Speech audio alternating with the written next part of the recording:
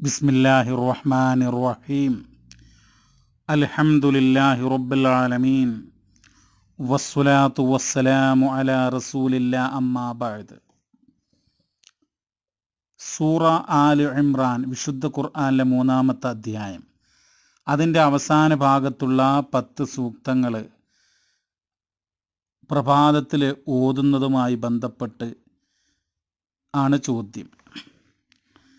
അപ്പോൾ ആളുകൾക്കിടയിൽ ഒരു പ്രചാരമുണ്ട്, ആരെങ്കിലും രാത്രിയിൽ ഈ 10 ആയത്തുകൾ ഓതുകയാണെങ്കിൽ, അഥവാ ആലു ഇമ്രാനിലെ അവസാന 10 ആയത്തുകൾ ഓതുകയാണെങ്കിൽ അവന് രാത്രി മുഴുവൻ ഇബാദത്ത് ചെയ്ത പ്രതിഫലമുണ്ട് എന്നുള്ളത്. പക്ഷേ അത് ശരിയല്ല. ആ വിഷയത്തിൽ ഇമാം ദാരിമിയുടെ സുനനിൽ ഒരു ഹദീസ് വന്നിട്ടുണ്ട്. ആ ഹദീസ് എന്ന് പറയുന്നത് മൻ ഖറ ആഖിറ ആൽ ഇമ്രാൻ ഫി ലൈലത്തിൻ കുതിബ ലഹു ഖിയാമു ലൈല എന്നുള്ളതാണ്. എന്നാൽ അത് ദുർബലമായ പരമ്പരയോടുകൂടെയുള്ള ഒരു വചനമാണ്. അതിൻ്റെ സനദിൽ ഇബ്നു ലഹീഅ എന്ന് പറയുന്ന ആളുണ്ട്. അതുകൊണ്ട് തന്നെ അത് അങ്ങേയറ്റം ലഈഫായിട്ടുള്ളൊരു വചനമാണ്. അപ്പോൾ ആലു ഇമ്രാൻ എന്ന് പറയുന്ന സൂറത്തിൻ്റെ അവസാന ഭാഗത്തുള്ള 10 സൂക്തങ്ങൾ രാത്രിയിൽ പാരായണം ചെയ്താൽ രാത്രി മുഴുവൻ ഇബാദത്ത് ചെയ്ത കൂലിയുണ്ട് എന്ന് പറയുന്ന സംഭവം ദുർബലമാണ് എന്ന് മനസ്സിലാക്കുക.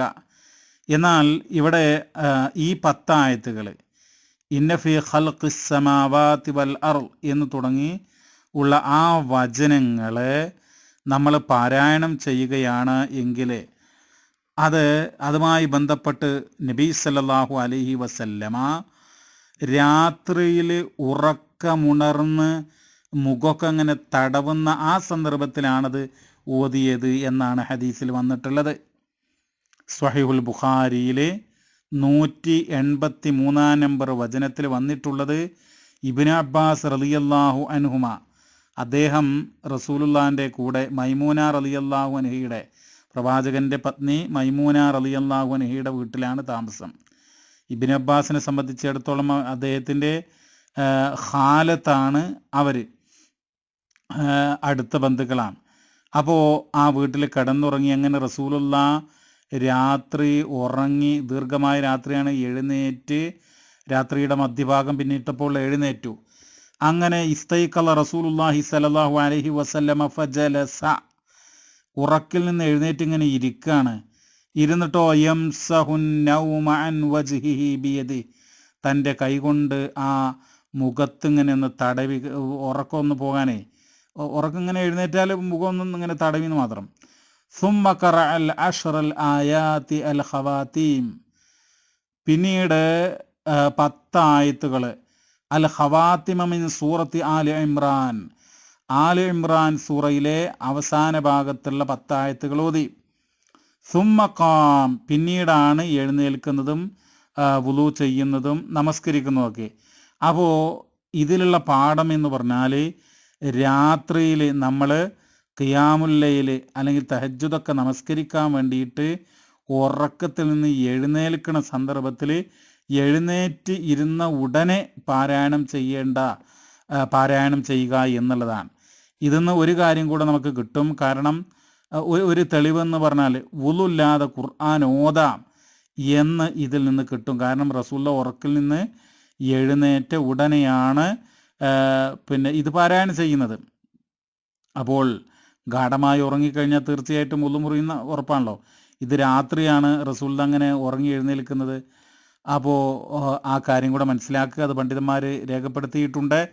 ഈ ഹദീസിൻ്റെ വ്യാഖ്യാനത്തിൽ മഹാനായിട്ടുള്ള ഇമാം നവവി റഹിമഹുല്ല, അദ്ദേഹത്തിൻ്റെ മിൻഹാജ് ഷറഹു സഹീഹ് മുസ്ലിം എന്ന് പറയുന്ന കിതാബിൽ രേഖപ്പെടുത്തിയിട്ടുണ്ട്. വഫീഹി ഇസ്തിഹ്ബാബു ഖിറാഅത്തി ഹാദിഹിൽ ആയാതി ഇൻദൽ ഖിയാമി മിനൻ നൗം, ഉറക്കിൽ നിന്ന് എഴുന്നേൽക്കുന്ന സന്ദർഭത്തിൽ ഈ ആയത്തുകൾ ഓതുക എന്നുള്ളത് ഈ ഹദീസിൻ്റെ അടിസ്ഥാനത്തിൽ മുസ്തഹബാകുന്നു. ഇതാണ് പറയാനുള്ളത്. പക്ഷേ അങ്ങനെ ഓതിക്കഴിഞ്ഞാൽ രാത്രി മുഴുവൻ ഇബാദത്ത് ചെയ്ത കൂലിയുണ്ട് എന്ന് പറയുന്ന ഹദീസൊക്കെ ദുർബലമാണെന്ന് മനസ്സിലാക്കുക. അതുപോലെ തന്നെ ആലു ഇമ്രാൻ്റെ ആദ്യത്തെ 10 ആയത്ത് ഓതിക്കഴിഞ്ഞാലും രാത്രി മുഴുവൻ അവന് ഒരുപാട് നന്മ ചെയ്ത കൂലിയുണ്ട് എന്നുള്ള വചനം അതൊക്കെ ദുർബലമാണ് എന്ന് മനസ്സിലാക്കുക. ഇതിൽ രാത്രി ഉറക്കത്തിൽ നിന്ന് എഴുന്നേൽക്കുന്ന ഘട്ടത്തിൽ നമുക്ക് ഇത് 10 ആയത്തുകൾ ഓതാം. അങ്ങനെ റസൂലുള്ള ഓതിയിട്ടുണ്ട് എന്ന് മാത്രമാണ് ഈ ഹദീസിലുള്ളത്. അല്ലാഹു അഅലം. വസല്ലല്ലാഹു വസല്ലമ അലാ നബീന മുഹമ്മദ് വൽഹംദുലില്ലാഹി റബ്ബിൽ ആലമീൻ.